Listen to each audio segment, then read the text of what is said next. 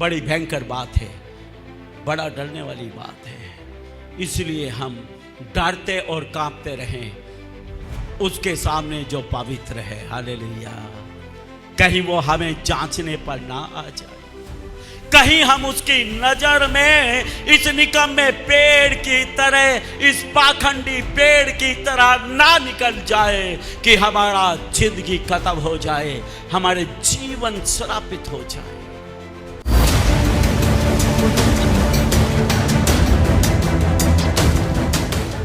आप सबको जय मसीह की। मैं प्रभु यीशु मसीह के नाम से आप सबका स्वागत करता हूं और परमेश्वर का धन्यवाद करता हूं कि परमेश्वर ने मुझे एक बार फिर से आप लोगों के बीच में भेजा ताकि मैं उसके वचन का प्रचार आज की शाम भी कर सकूं। इसके लिए मैं परमेश्वर का धन्यवाद करता हूं। और आज की शाम सचमुच हम सब लोगों के लिए आनंद की शाम है, सब लोगों के लिए आशीष की शाम है। आमीन। प्रभु सचमुच में आशीषों को देता है, लेकिन एक जगह बाइबल में लिखा है, जो कल्याण के योग्य होगा कल्याण उस तक पहुंचेगा। मतलब जो आशीष के योग्य होगा आशीष उस तक पहुंचेगी। आशीष रुकी रहे, आशीष ठहरी रहे। यह हमारी जिम्मेदारी है कि हम आशीषों का बर्तन बने, हम कल्याण के योग्य ठहरे। कल्याण के योग्य हम कैसे ठहरेंगे? जब हम प्रभु को प्यार करेंगे और प्रभु की आज्ञाओं को मानेंगे। आमीन। आज्ञाकारिता आशीष को लाती है। जो लोग आज्ञाकारी होते हैं, प्रभु उनके जीवन और परिवार में आशीषों को भरता है। इसलिए हम आशीष के योग्य जरूर बने। आमीन। हम पढ़ेंगे मत्ती रचित सुसमाचार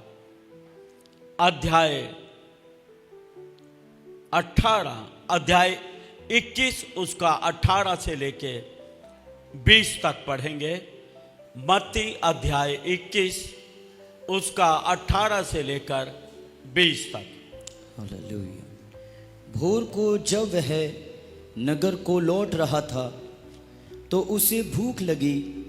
सड़क के किनारे अंजीर का एक पेड़ देखकर वह उसके पास गया और पत्तों को छोड़ उसमें और कुछ ना पाकर उससे कहा, अब से तुझ में फिर कभी फल ना लगे। और अंजीर का पेड़ तुरंत सूख गया।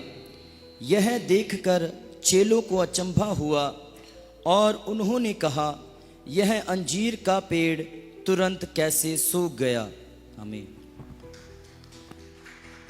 बजाओ, वचन के लिए ताली बजाएं।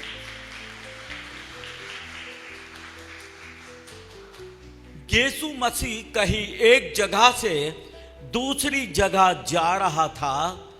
वहां का समय था, उसे भूख लगी। मैं आपको बता दूं, भूख का कोई समय नहीं होता है, कभी भी भूख लग सकती है। भोर भी हरी भरी होती हैं। यीशु मसीह ने इसलिए अंदाजा लगाया कि इस पर फल जरूर होगा, जबकि वहां लिखा है वो फल का समय नहीं था। फल का समय नहीं था, इसलिए पेड़ के ऊपर फल होने का सवाल ही नहीं था।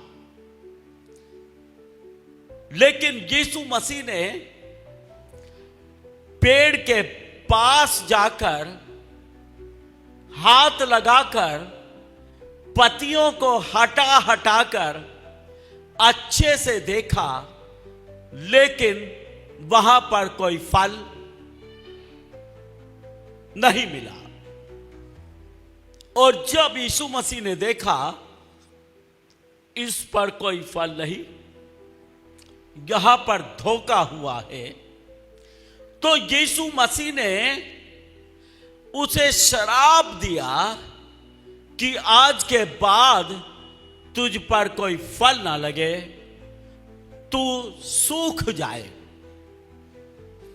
देखो, अब आप सोच रहे होंगे कि इसमें पेड़ की कोई गलती थी नहीं, जबकि फल का समय नहीं था, तो फल मिलेगा कहां से, है ना? पेड़ की कोई गलती नहीं, क्योंकि फल का समय नहीं था, इसलिए वहां पर कोई फल नहीं था। उसकी इसमें कोई गलती नहीं थी, लेकिन इस पेड़ की एक बहुत बड़ी गलती थी। ये हरी पत्तियों से लदा हुआ था, ये लोगों को धोखा दे रहा था।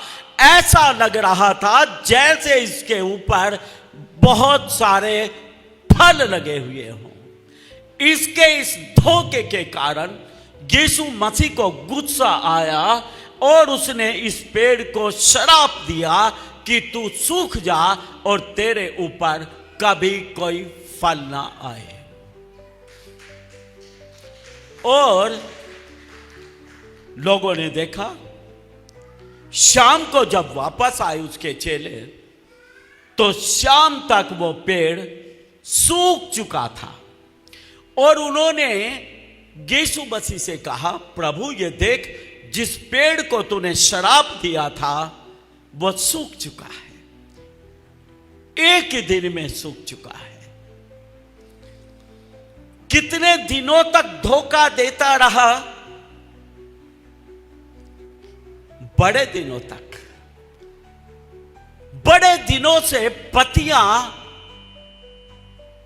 हरी हरी रही, हरी पत्तियों से लदा रहा और बहुत दिनों तक लोगों को धोखा देता रहा और हरे का हरा ही खड़ा रहा और दिन प्रतिदिन लोग धोखा खाते रहे।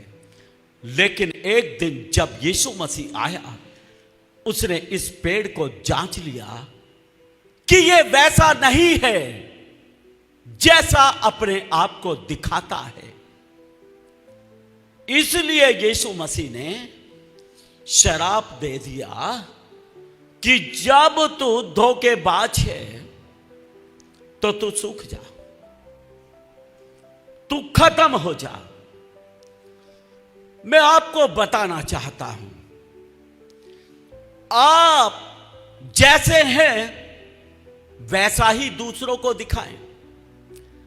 जब आप पाखंडी होते हैं, जब आप भीतर से कुछ और होते हैं और बाहर से कुछ और दिखाने की कोशिश करते हैं, यह परमेश्वर को बर्दाश्त नहीं होता है। एक जगह प्रभु यीशु मसीह फरीसी और शास्त्रियों को बोलता है। फरीसी जो बाइबल टीचर होते थे, बाइबल से शिक्षा देते थे। शास्त्री जो बाइबल की एक कॉपी से दूसरी कॉपी बनाया करते थे। ये समाज के प्रतिष्ठित लोग होते थे, ये बाइबल के विद्वान लोग होते थे। लेकिन ये पाखंडी लोग होते थे। ये भीतर से कुछ और होते थे, बाहर से कुछ और दिखाई देते थे। और यीशु मसीह इनको बोलता है, हे कपटियों, फरीसियों और शास्त्रियों, तुम पर हाय, तुम पर हाय, क्योंकि तुम कटोरे को बाहर से मांझ लेते हो लेकिन भीतर से नहीं। बोलता तुम चूना फिरी हुई कब्र के समान हो, जो बाहर से तो सुंदर दिखाई देती है लेकिन उसके अंदर मलिनता भरी होती है, सड़ी हुई लाश पड़ी होती है कब्र के अंदर, लेकिन बाहर से सुंदर दिखाई देती है चूना फिरी हुई कब्र। यीशु मसीह लोगों के हृदय को जांचता है। लिखा है वो मन और मर्म का ज्ञाता है। आप अंदर से कैसे हो वो जानता है, आप बाहर से कैसे हो वो जानता है। आप लोगों को धोखा दे सकते हैं, लेकिन परमेश्वर को धोखा नहीं दे सकते। वो आपको अंदर से भी जानता है, वो आपको बाहर से भी जानता है। लिखा है यहोवा की दृष्टि मनुष्य के मन पर लगी रहती है, मन को जांचता है। इसलिए अपने जीवन के पाप को स्वयं ढांप कर ना चले, बल्कि उसको परमेश्वर के सामने रखकर चले। हालेलुया। अपने जीवन की कमजोरियों को अपने आप ना ढांपे, बल्कि उनको परमेश्वर के सामने रखें। परमेश्वर आपके अधर्मों को, पापों को ढांप देगा। Hallelujah, hallelujah.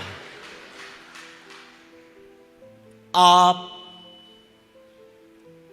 अंदर से जैसे हैं वैसे ही बाहर से हों। मैं आपको बताना चाहता हूं, यह पेड़ पाखंडी था, यह दिखावा करता था, यह झूठा था, इस पर कोई फल लगा हुआ नहीं था, तो भी दुनिया को धोखा देता रहा जैसे ये फलदार पेड़ हो, जैसे ये फलों से लदा हुआ हो। ऐसे बहुत सारे पाखंडी लोग होते हैं, अपने आप को दिखाते हैं, वो दिखाते हैं जो वो होते नहीं हैं, और परमेश्वर को ये बर्दाश्त नहीं है। पाखंडी जीवन सूख जाता है, पाखंडी जीवन मर जाता है, पाखंडी जीवन खत्म हो जाता है। ये पाखंडी पेड़ लोगों को तो देखता रहा, लेकिन जब परमेश्वर जांचने पर आया और परमेश्वर ने जांचा ये धोखेबाज है, इसमें कोई फल नहीं, लेकिन दिखाता ऐसे है जैसे बहुत सारे फल हों। यीशु को यह बर्दाश्त नहीं हुआ और यीशु ने कहा तू सूख जा, और आज के बाद किसी भी सीजन में कोई फल तुझ पर ना लगे। भयंकर बात है, विश्वासियों के लिए भयंकर बात है, पास्टरों के लिए भयंकर बात है, कोई भी परमेश्वर का जन भयंकर बात है। आप अपने आप को वो ना दिखाएं जो आप है ही नहीं, क्योंकि परमेश्वर इसको बर्दाश्त नहीं करता है। अगर निकम्मे हैं तो निकम्मा ही दिखाएं, निकम्मे हैं तो प्रभु से कहें प्रभु मैं निकम्मा हूं, मेरे जीवन में ये कमी है, मैं ऐसा हूं, खुदा मेरे जीवन के दोषों को दूर कर। और यीशु मसीह बोलता है मेरा पिता किसान है, जो डाली फल नहीं लाती उसे काट डालता है, लेकिन जो फल लाती है उसे छांटता है। जब आप अपने दोषों को, अपनी कमी और कमजोरी को अपने परमेश्वर के सामने रखते हैं, वो आपको छांटेगा, और छांटने के बाद वो डाली, वो पेड़ और ज्यादा फल लेकर आता है, वो और ज्यादा फलदायी हो जाता है, वो और ज्यादा फैल जाता है। मैं आपको बता दूं, वचन में लिखा है यहोवा दीनों पर अनुग्रह करता है और घमंडियों का सामना करता है। हालेलुया। परमेश्वर के सामने दीन बनकर रहे। हाँ, मुझ में कमजोरी है, हाँ प्रभु, मैंने ये पाप किया है। हाँ प्रभु, मैं आज भी निकम्मा ही हूँ। हाँ प्रभु, आज भी मेरे जीवन में बहुत सारी कमजोरी है। प्रभु तू मुझे माफ कर, अनुग्रह कर, मेरे दोष, मेरी कमजोरियों को मेरे जीवन से दूर कर। और आप देखेंगे प्रभु आपको छांटता चला जाएगा और आप फैलते चले जाएंगे। आमीन। लेकिन अगर आपको आत्मिक घमंड है, अगर आप अपने आप को ऐसा दिखाते हैं कि आप बहुत आत्मिक हैं, आप बहुत सच्चे हैं, आप बहुत धर्मी हैं, और आपके जीवन में कोई भी फल नहीं, आपके जीवन में कोई भी ऐसी बात नहीं जो एक मसीह व्यक्ति में होना चाहिए, ये खतरनाक है। ऐसे जीवन में सूखापन रहता है, ऐसे जीवन सूख जाते हैं। वहां कोई आशीष नहीं, वहां कोई बरकत नहीं, वहां कोई फल वाली बात नहीं। वो जीवन फलेगा फूलेगा नहीं, बल्कि सूख जाएगा। मैंने अपने जीवन में बहुत सारे पाखंडी जीवन देखे हैं और मैंने उन्हें नष्ट होते हुए देखा है, उन्हें सूखते हुए देखा है, उन्हें खत्म होते हुए देखा है। हम डरें परमेश्वर से, हम उसके सामने निकम्मे बने रहें, हम दूसरों के सामने भी निकम्मे ही बने रहें, क्योंकि हम में से कोई परफेक्ट नहीं, हम में से कोई सिद्ध नहीं, हम में से कोई अच्छा नहीं, लेकिन जो परमेश्वर का पुत्र है वो हमारे भीतर है और वो अच्छा है, वो अच्छा है। हालेलुया, वो अच्छा है। इसलिए हम मसीह में बने रहें, वो हम में बना रहे और हम उसमें बने रहें, और हम बहुत ज्यादा फल लेकर आएंगे। आमीन। कभी कभी लोग अपने आप को मसीह से भी ऊंचा समझते हैं, मसीह से भी ज्यादा ऊंचा कर लेते हैं। ये बर्दाश्त से बाहर है, ये परमेश्वर को अच्छा नहीं लगता है। दिखावा, पाखंड जो आप हैं ही नहीं, जब वो आप दिखाते हैं संसार को, तो एक दिन परमेश्वर भी देखता है और उस पाखंडी जीवन को परमेश्वर खत्म कर देता है, उसको श्रापित जीवन कर देता है। बड़ी भयंकर बात है, बड़ा डरने वाली बात है। इसलिए हम डरते और कांपते रहें उसके सामने जो पवित्र है। हालेलुया। कहीं वो हमें जांचने पर ना आ जाए, कहीं हम उसकी नजर में इस निकम्मे पेड़ की तरह, इस पाखंडी पेड़ की तरह ना निकल जाए कि हमारा जिंदगी खत्म हो जाए, हमारे जीवन श्रापित हो जाए। हम उतना ही अच्छा दिखें जितने अच्छे हम हैं। हालेलुया। उससे बढ़कर नहीं, पाखंडीपन नहीं। जो है वो है, जो है वो सामने है। अगर आप ऐसे हैं, मैं आपको बता दूं, परमेश्वर दया करेगा और आपके जीवन को बनाएगा और संवारेगा। आमीन, आमीन। हम आशा करते हैं कि आपको ये वीडियो अच्छी लगी होगी, और हम आपसे निवेदन करते हैं कि हमारी ये वीडियो अपने दोस्तों और रिश्तेदारों के साथ जरूर शेयर करें, ताकि वो लोग भी परमेश्वर की सच्चाई को जान सकें और आशीषित हों। और हम आपसे कहना चाहते हैं कि अगर आपने हमारे चैनल को सब्सक्राइब नहीं किया है तो जरूर सब्सक्राइब